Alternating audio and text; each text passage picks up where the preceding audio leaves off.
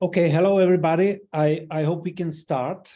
Some participants still are coming, and they are also welcome to our meeting, to our next lecture today in the framework of Krieg, dokumentieren, lecture appointment. And I am really very happy I can introduce you Katherine Younge today, and I will ask with this brief introduction, and then Katherine Younge will give her talk today about projects she's working on, and we will have a chance to discuss with her after her talk. So Katherine Younge is a historian of modern Europe with a particular focus on Ukraine and Eastern Europe. She studied first at Harvard University, and she received her PhD from Yale University 2018. Katherine Younge co-edited with Timothy Snyder the book The Balkans as Europe, 1821-1914 for the University of Rochester Press. And in her scholarly work, so it's also a question in all our cycle, how scholarly activities can cover the horror of the war and to deal with it.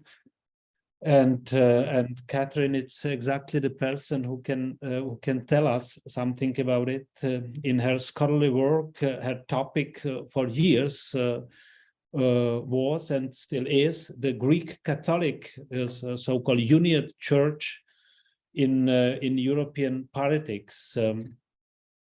But now, I guess, so I don't know exactly, but I guess that she's paying less attention to this purely scholarly work he worked during the last period on, because now she's head of the Ukraine in European Dialogue program at IWM. And IWM means the Institute for Human Sciences. Im original German version, Institut für die Wissenschaften von Menschen in Vienna, in Wien. And it's an institute of advanced studies in the humanities and social sciences, which was founded 1982 in Vienna as a meeting place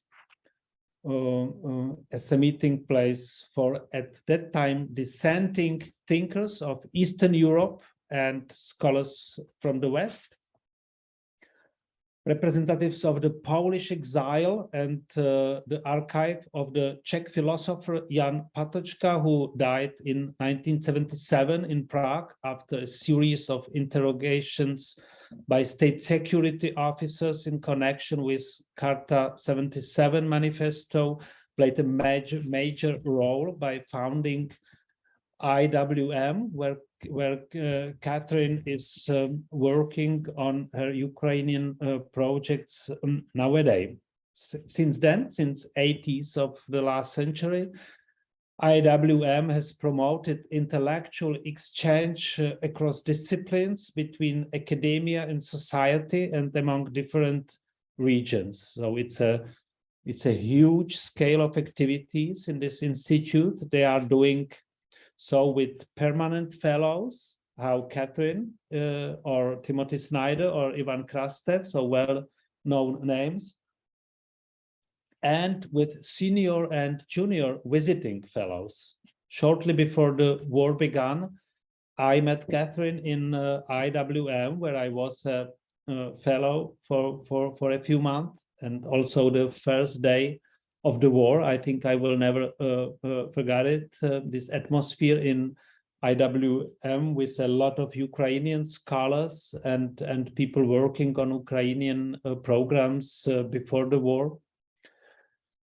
And I also had the privilege of having her as a discutant at my presentation of a talk on Slavic ideologies, and a lot has changed since then. And the Ukrainian program that Katherine runs has taken on a new relevance, of course, and also new forms that we will hear about in a moment.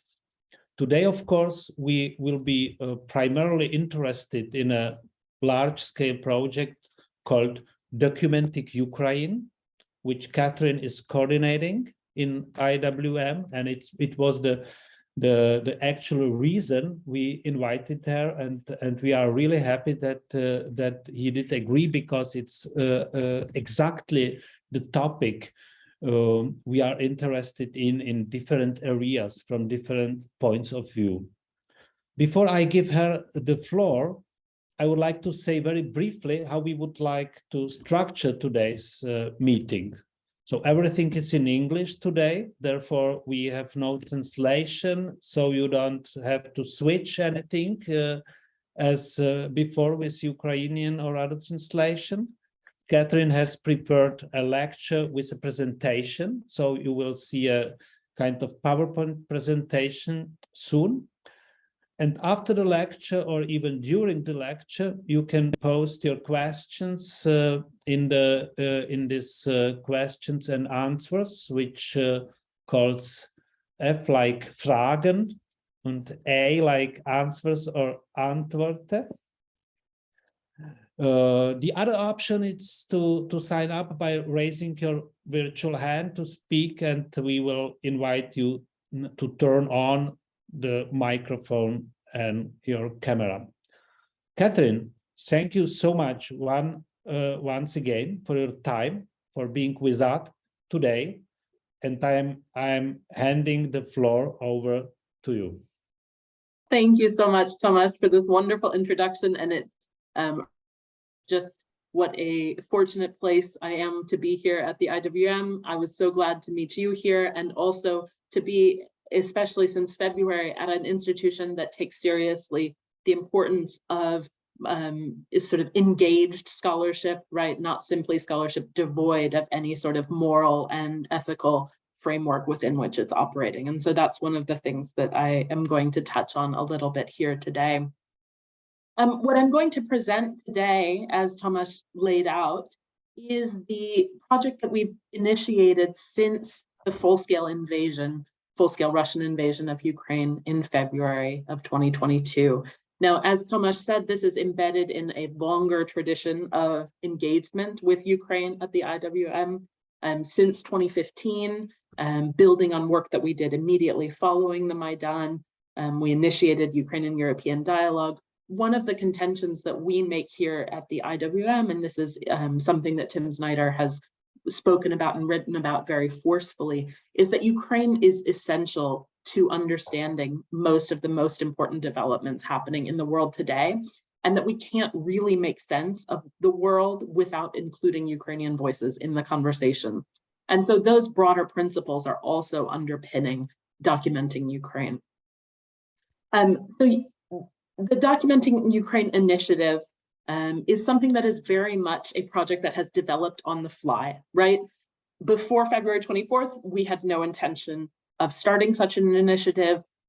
After that, we recognized how important it was to do our part to help document what's happening. However, it has been something that where all along we've been trying to balance moving quickly and getting support to people as quickly as we can, with trying to think through and build a conceptual framework for it. So what I'm presenting here today is a sort of evolution of my thinking and of our thinking over the past 7 months. And I'm also very interested to talk with you all and think through some of these issues together. So very basically, the goal of the Documenting Ukraine project is to contribute to creating a multifaceted record of the Russo-Ukrainian war, focusing on Ukrainians' individual and collective experience of that war. And these words, of course, are carefully chosen, right? We see ourselves as contributing to creating a record, not making any sort of claims to comprehensiveness or to being a definitive record, rather recognizing that this is going to be a collaborative effort that takes many different projects and components to put together a sort of story of what has happened here. We also think that it's important that this is multifaceted, and this is something I'll talk a lot about in this presentation today. Right, we think that there are different contributions that people working in various fields can make, and when you bring them together, you get a richer picture than if you pursue one of them in isolation. And the other thing that's important here is we decided that what we wanted this record to focus on, at least our contribution to it, is on Ukrainians' experience of that war, right? So we wanted to center Ukrainians and Ukrainian voices in what we are capturing, documenting. We wanted to think about individual people's stories, as well as a broader story that may encompass specific groups of people, or it may, in fact, attempt to speak for the country as a whole. Now, the principles that we've developed as we've gone along that are guiding the work that we're doing. First, we see our role, especially because we're coming in from outside. We are not, Tim and I are not Ukrainians ourselves, of course. We see our role here very much as supporting work that is already being done, or that Ukrainians themselves have developed, right? So we want to avoid imposing our narratives and priorities from the outside, rather saying, okay, why don't you are experiencing this war, you are living through it. What do you think is important to record, to capture? We also have been in conversation with partner institutions and our networks across Ukraine from the very beginning to avoid reduplicating efforts, right? The last thing we want to do is to go in and have, say, for an oral history project, have the same people be interviewed by multiple projects, so that then the narrative, there are issues in two ways here. One is the simple impact that retelling traumatic stories multiple times can have, but also the effect that it can have on the verity of the record. And this is something I noticed that Natalia Otishenko is going to be presenting at this seminar, I think even very soon. She's from the Center for Urban History. They have done a great work kind of formulating principles for doing oral history in particular, and we're very glad to be partnering with them in at least some ways. Secondly, we also see this project as multidisciplinary. One could even use the word eclectic to reflect the way that this war is impacting Ukrainians in a variety of fields. It can't be reduced or confined to one approach to telling the story. Another principle that we are underscoring here is that we want to kind of give a richer picture, right? So we are moving beyond what you see in headlines or the reduction of the Ukrainian experience to stories of trauma, which is something that can happen quite frequently, especially in the media. Rather, we want to record the stories that otherwise might fall through the gaps. So what is getting missed, and what do we need to make sure to support that it's being included? The last principle here, and this really builds on the tradition of the IWM, is that intellectual work is a vital component of the experience of this war, of societies more broadly, and it needs to be included in the overall record. And so in order to do this, right, so how are we going about doing this? Very basically, we have three components that we're working with here. The one that we got off the ground most quickly is our program of grants. Applicants receive 5,000 euros on a one-time basis to support documentation projects. And here what we have encouraged them to do is to submit applications that either reflect what the work that they're already doing. So reporters, for example, who are already covering particular locations then can say, I need support to continue doing this work, or new initiatives that they have come up with over the course of the past few months. Then we also see that it's important not to just have these materials created, but they need to be given resonance. They need to be given life and audience in some ways. Thus, we are doing a number of different things, and this is getting off the ground more and more this fall, ways that we can help work with our grantees to present the work that they're doing publicly in a wide variety of formats. So one of the avenues that this is taking right now is connecting some of our grantees with Austrian or other media so that then their stories can be covered. We have some academics who are doing specific research, right? Who can we connect them with who might be interested in what they're doing? And then finally, and this is the thing that will be what we see as one of the durable, long-lasting contributions of documenting Ukraine, is the construction of a complex archive. As Tomáš mentioned, the IWM has kind of really one of its founding components was the Jan Patočka archive. We see preservation of an intellectual record as an extremely important part of our mission. And we see this as a way that we can get involved in that. So I outlined these three components of documenting Ukraine, but it can still be kind of hard to understand exactly what it is what sorts of projects, right, that we're working with. So I've broken it down a little bit here, and this is how the main categories that we think of our grantees as falling under. As of right now, we have around 135, 140 projects under our umbrella. We just finished a new round of applications, so that number will grow to around 175 in coming days, and we hope to continue future rounds of grants as well. Basically, we are kind of focusing, given that this is an Institute of Advanced Study, naturally we're focusing most on academic projects, right? Scholars who are in some way using their disciplinary expertise to document, to create a record of some aspect of this war. Reporters and media projects are also another important component. Then the very sort of IWME category here is that we're trying to support as many writers and public intellectuals as we can, because we think that they are people who are helping to kind of shape Ukraine's narrative, helping process and make sense of what's happening during this war. Documentary filmmakers are also part of our project. We have preservation specialists who work at archives and museums, and some visual artists whose projects in some way seek to make sense of the war. To give you a sense of some of what we're working with here, I'm not going to go through all of this, but we kind of are working with projects that are very diverse in how they are approaching their documentation efforts.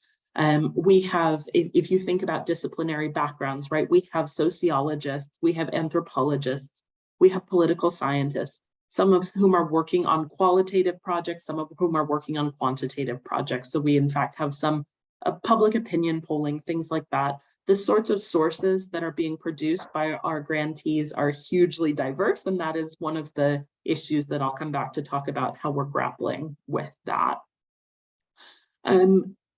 Oral history is, of course, something that is going to be central to the record of the war as a whole. This is, I think, long been recognized as an important component of war documentation. We are in close contact with the Fortunov Archive, which is a video archive of Holocaust testimonies. We are talking with them a lot about how the methods and principles that were developed to deal with the Holocaust and the Second World War may also be able to be applied in different ways to the Russo-Ukrainian War. Another aspect that I find very compelling is people who are bringing their own academic disciplinary training to bear on capturing their own personal experience. Historians of the Second World War in particular are kind of using their analytical tools that they used when studying that war to keep diaries of life under occupation, of the experience of displacement, of their military service. Sociologists are also looking around them and kind of recording what they see as they're fighting at the front lines, serving in military intelligence, all of those sorts of things. The archive component here, while we foresee the construction of an archive that is housed at the IWM, we also are in the meantime supporting archives in Ukraine, local, regional, and national, who are in some instances documenting the war's impact on their collection or developing new collections connected to the war. One of our partners that we're really glad to be supporting here, for example, is a tiny archive attached to the Bucha City Council. And so Bucha now is a name that we will all remember for many years to come. This is a tiny archive that didn't really know what to do and yet came to us and said, okay, we need some way to capture, we need some funds to buy scanners, to buy these sorts of things, to at least keep some paper trail of what's happening. Alongside this academic component here, we also see that the storytelling, that the investigative reporting, that the frontlines reporting being done by journalists needs to be considered part of the overall record. While the methods may be different, and while there may be different sort of limitations and ethical codes and all of that between the two, right? And sometimes those can be in tension, and we can come back and talk about that. We still think it's very important to work with journalists who sometimes have the best access to people at the very front of what's happening, right? So we're partnering with the Public Interest Journalism Lab, which is founded by the journalist Natalia Humeniuk. Together, we have developed a project called Life in War, which is supporting currently 36 newsrooms and individual journalists around the country as they work on stories about life against the backdrop of the war, right? So they're focusing a lot on stories from territories that have recently been liberated, which the stories from those places are going to be increasing in coming days. They are also talking, they actually have some journalists embedded behind Russian lines, so some who are reporting from occupation, people who are giving stories about IDPs, all of that. But we also think that in addition to this, there are other media projects that are capturing things in different ways. Podcasts is a genre that I did not expect to fall under the Documenting Ukraine umbrella when we started. But as we have gone on, we've actually seen several super important podcasts emerge that are processing what they're witnessing kind of on a regular basis, right? So it's conversational podcasts that bring on guests who can elucidate different aspects. And we think that this is a very kind of interesting source. The final category that I want to talk about is the cultural and public intellectual actors. Here, we are actually very interestingly, most of our grantees are just happen to be people who've come of age in independent Ukraine. So they are people for whom this is it is simply taken for a given, right? Ukraine's existence is taken as a given. Ukraine's sovereignty is taken as a given. Their entire intellectual mindset and outlook has been shaped by their coming of age in the Ukrainian state. And they are also the ones who have spent years now connecting with the wider world. They're people who are embedded internationally in international networks as well. And they are bringing their insights gleaned from the Ukrainian experience to bear as they talk to the wider world. So some of our grantees here, really their grant project is simply to give interviews to foreign media, to write essays that are published and translated widely. Here, I think this is perhaps the most oblique relationship to the strict idea of documentation. We see our contribution to preservation in the widest sense, right? This is not only keeping a record of what they're writing, saying, and doing, but also enabling them to keep doing this intellectual work, which is so vital to the future, right? I mean, it's really, while 5,000 euros is not going to change someone's life, it may make the difference between them being able to continue to do this work full-time versus having to do other things. And so we do really want to tell Ukrainian intellectuals with this project, we value you. We think you are making an extremely important contribution to the world more broadly. The key here, as with everything within documenting Ukraine, is that what we are trying to do is let Ukrainians tell their own stories rather than working behind the scenes as others shape the narrative. One of our grantees, a fantastic writer named Sasha Dovzhik, published an article with CNN a while ago, which I would highly recommend checking out. It's about the experience of working as a fixer, right? So this is something that is actually, a lot of Ukrainians have started doing since the war began, helping foreign journalists, others who have had no experience in the country, come in and tell Ukraine's story to the world. But what we see is important is removing that middleman and letting Ukrainians step into this space and tell their stories themselves, how they think it's important to tell them.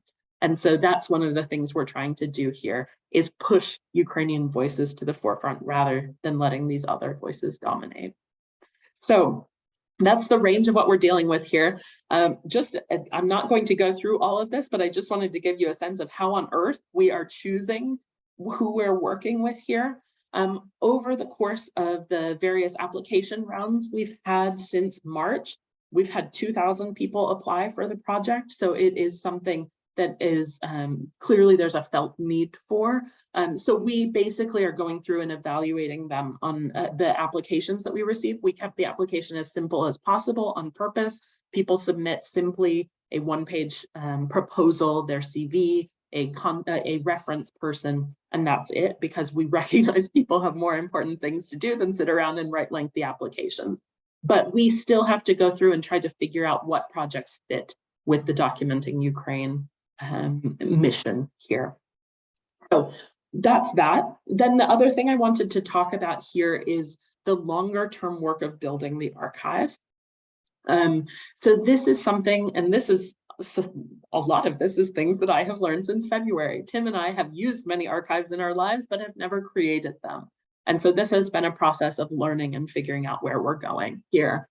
Basically, we see it as a three-phase process to build this. And there are lots of questions that we're having to ask ourselves along the way, right? So what is the IWM capable of hosting? Who can work with us on this? The IWM, of course, has small archives here already, the Patočka archive, the Krzysztof Michalski archive, but this is going to be a scale that the IWM hasn't dealt with before. So are we the right place to host all the materials? Are there other places? And so talking and having conversations with our partners about what to do with that.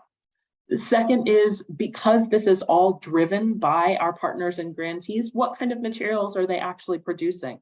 What makes sense in terms of ways to store them, right? We can have documentary filmmakers who are producing a final feature-length documentary, but what about the many, many hours of footage that they have behind the scenes? Is that something we can include as well? What about people who are doing research on the disruption of agriculture by the war? What sources can they share with us? How can we kind of build a framework to keep all of that stuff together? And then the last thing in terms of this shaping the archive in the beginning is, are there specific materials we want to ensure are included? Do we want to, and if so, how, seek them out, right? Because we wanted this to be very much driven by what people are bringing to us, but we also know the sorts of things that might be of particular interest down the line. Is there a way to shape that? We're thinking that through on an ongoing basis.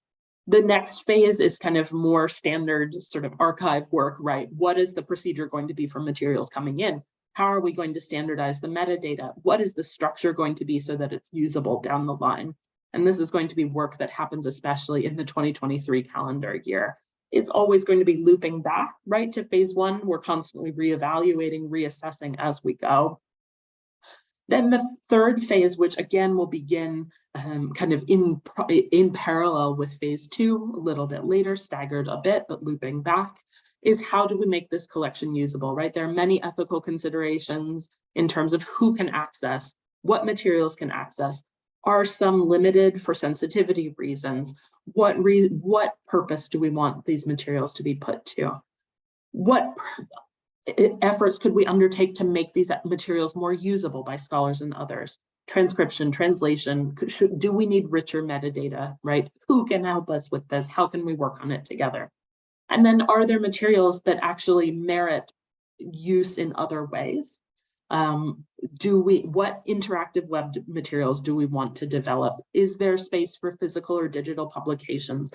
How do we want to take these materials and use them not only as a record down the line for historians, for others trying to make sense of it, but now and in the more immediate future? And so the last thing I want to leave you with, as I hear my voice kind of croaking here, has to do with the big questions that have really been eating at me over the past 7 months, and that I'm particularly excited to talk about with you today.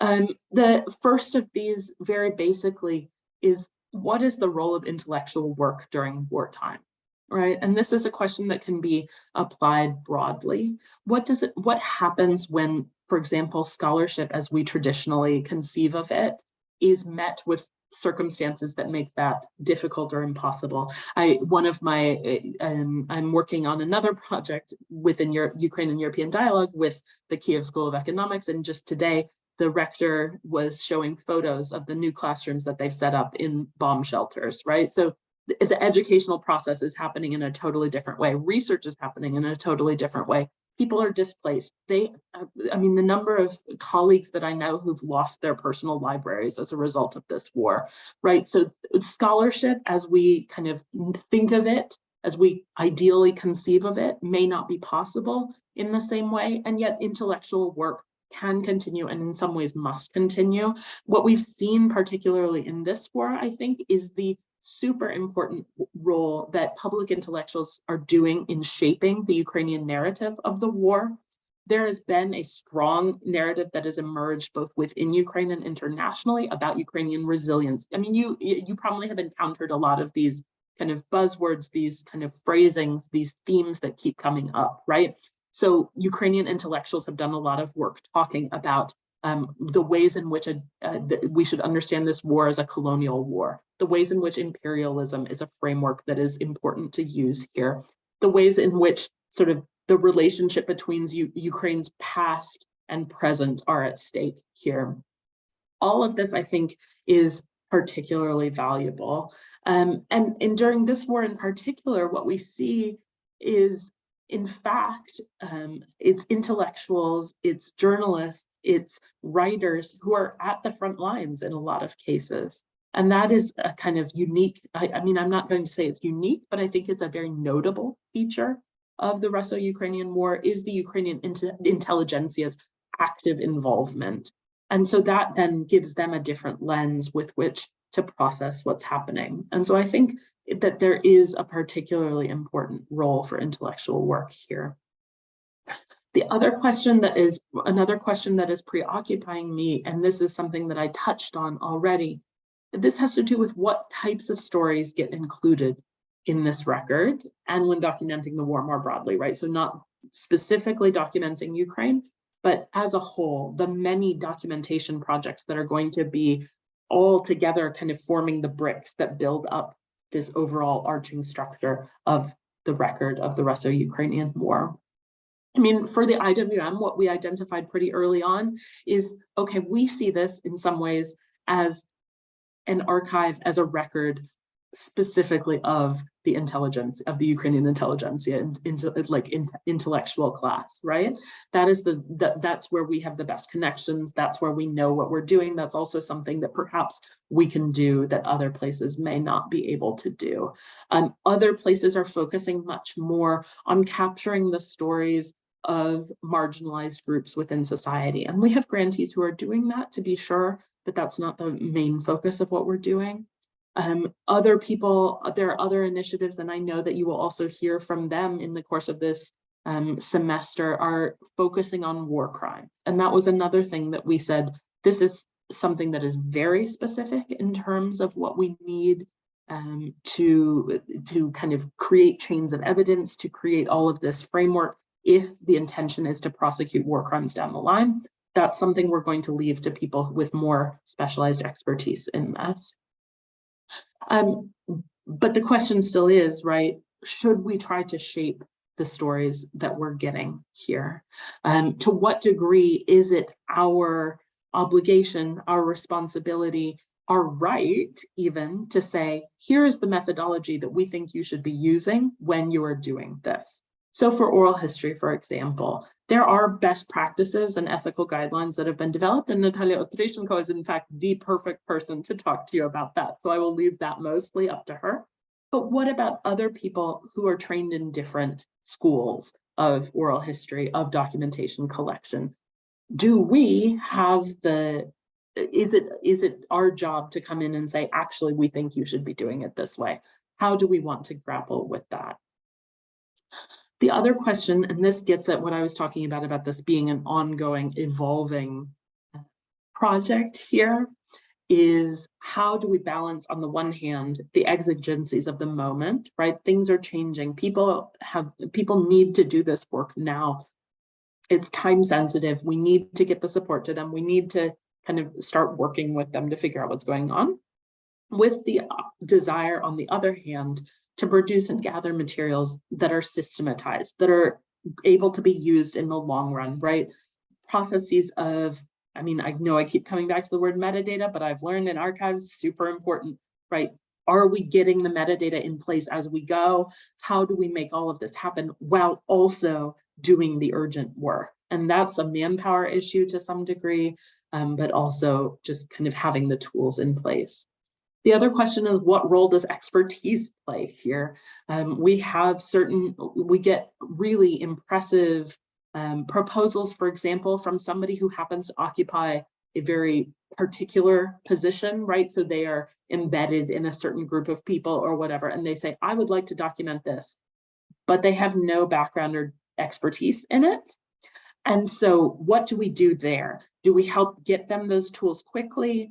Do we say, oh, no, we can't work with you? Do we say, okay, do the best you can, and we'll figure it out later? That's a question that we've been confronted with on a regular basis.